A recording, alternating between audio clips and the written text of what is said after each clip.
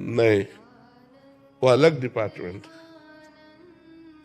अच्छा कर्म करोगे वो शुभ कर्म होगा, लेकिन उसको नष्ट नहीं किया जा सकता।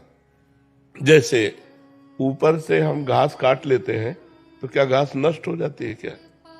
उसकी जड़ नष्ट होनी चाहिए। तो पाप और पाप की प्रवृत्ति दोनों जब नष्ट हो तब माना जाएगा पाप नष्ट हो गया। मानो हमने कोई गंदा आचरण किया, फिर कोई पवित्र आचरण कर लिया, तो हमारे पास पवित्रता का संग्रह हुआ, लेकिन गंदा आचरण करने की प्रवृत्ति तो नष्ट नहीं हुई ना। और भगवान के भजन से वो प्रवृत्ति नष्ट होती, प्रवृत्ति नष्ट हुई तो मतलब संपूर्णतया नष्ट हो गया।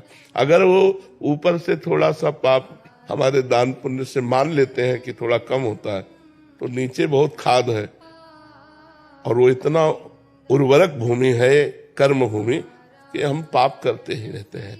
तो क्या फायदा हुआ? हमारे पुण्य का फायदा क्या हुआ?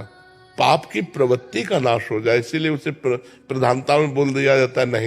नहीं तो जैसे गंगा पापम शशीतापम दैन्यम कल्पतरुस्तथा, गंगा जी का स्नान पाप का नाश करता है, संत दर्श से पाप नष्ट होते हैं, भगवान के मंदिर में जाके दर्शन करने से पाप नष्ट होते हैं।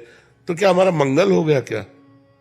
मंदिर में दर्शन कराए, या आप संत दर्शन कर रहे हैं, या आप गंगा नहा लिए, तो क्या आपका चिंतन परिवर्तित हो गया क्या कि आपसे अब आज के बाद पाप नहीं होगा?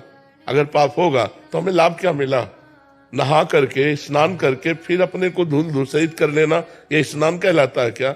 स्नान तो वो हुआ जिसके बाद फिर हम गंदगी को स्वीकार ना करें। वो होगा शास्त्र स्वाध्याय करते हुए ज्ञान से।